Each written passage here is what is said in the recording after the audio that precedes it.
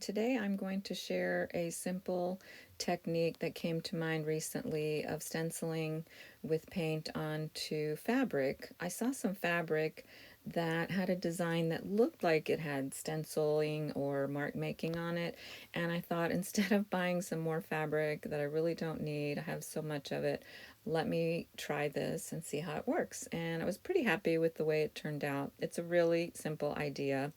I um, cut some or tore some pieces of fabric and then used black and white paint, as you can see there, stenciling on top of the fabric. And then because I love to make journals, and that's what I use my fabric for, I made some journal covers, and you'll see that later on in this video. So again, a lot of what I'm doing is self-explanatory. But I will say that I was worried that the paint would make my fabric too stiff, but that wasn't the case at all.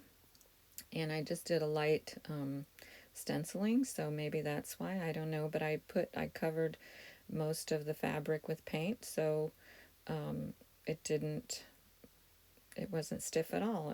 It turned out really nicely. And I used different fabrics and different stencils. Again, you'll see that as I go along here. I'll show you the different fabrics and stencils that I used. Next, I decided to use black on this fabric, and I'm really happy with the way that turned out. Trying to figure out which way is up.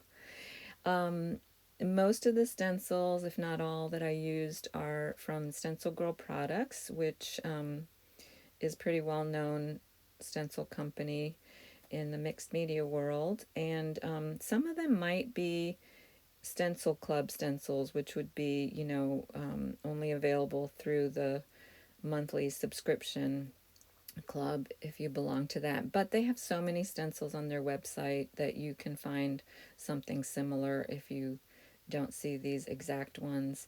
And that's how that turned out with the black. I really like the way that turned out.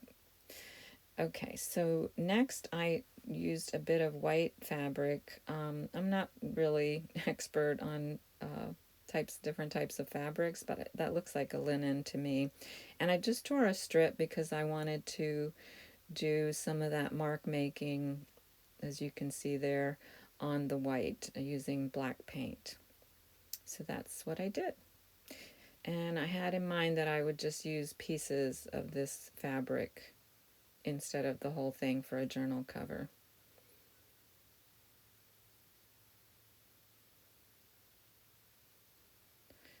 You could also use pieces of this to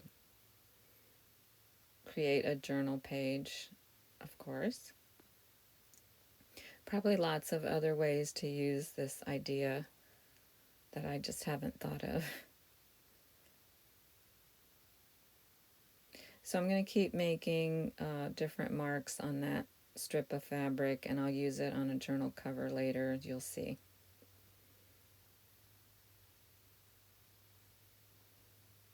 And there's how that turned out.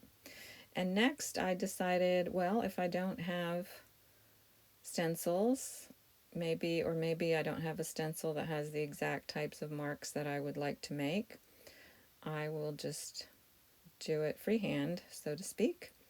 And so that's what I do next on that fabric. And again, I'm thinking I will just use strips of that fabric.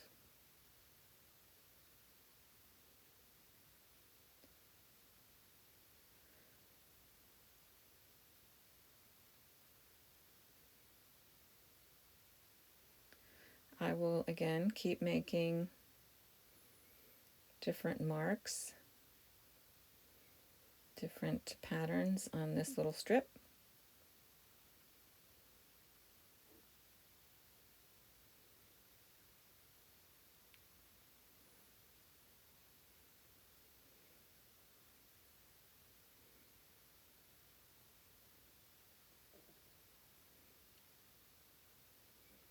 I'm going to keep making those circles. I did cut out some of this, but I think I left in a little bit too much. I think you get the idea.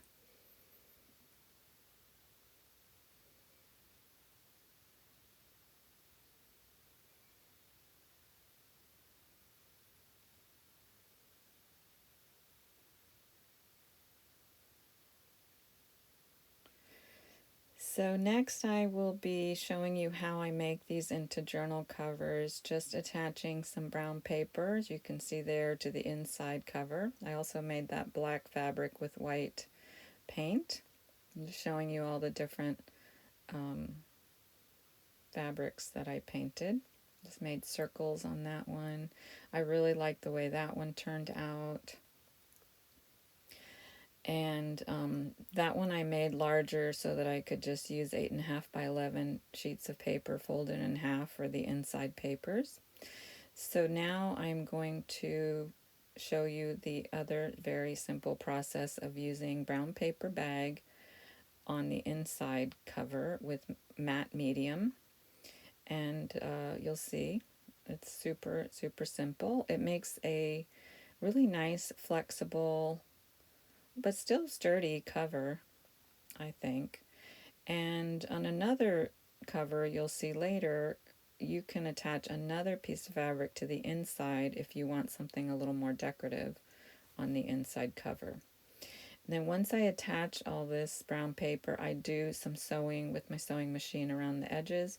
I like that look, and I feel like it just, helps keep everything together. But really the matte medium is fine if you don't want to sew.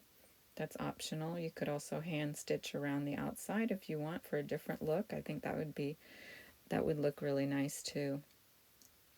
So there you can see attaching that. I like the little threads hanging off. I don't mind if things are a little bit crooked and wonky, because these are just simple junk journals. I like the way that looks actually. And so I'm going to keep doing that with the different journals.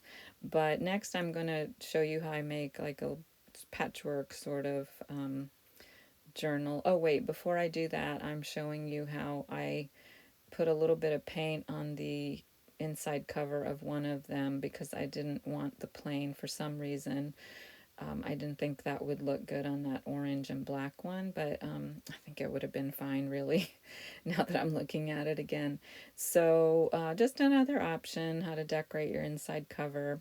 So I'm putting together this sort of patchwork cover from from different strips that I cut.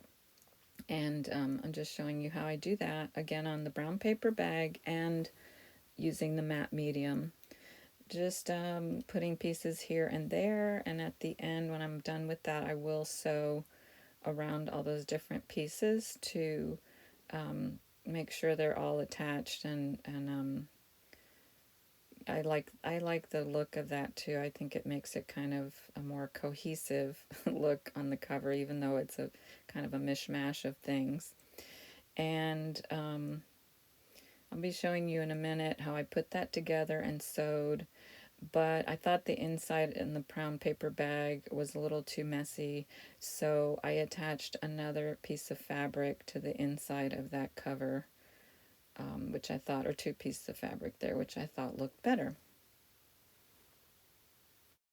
Okay, here's where I have finished up. I have my journal with the patchwork cover. I did attach this fabric to the inside cover. I sewed all the way around the edge, but I also, before I did that and before I attached this part, I sewed all the different pieces onto the cover. And I have a lot of different papers to make journals, so I just grabbed some and put that together. And then I have this one, similar papers inside, much more simple. I like to do closures, so here's an example of a closure that's really easy with some ribbon or sari silk, and I just sewed it right there, and then you just wrap it around like this. And or if you don't want to sew, you can just wrap a ribbon around it like that.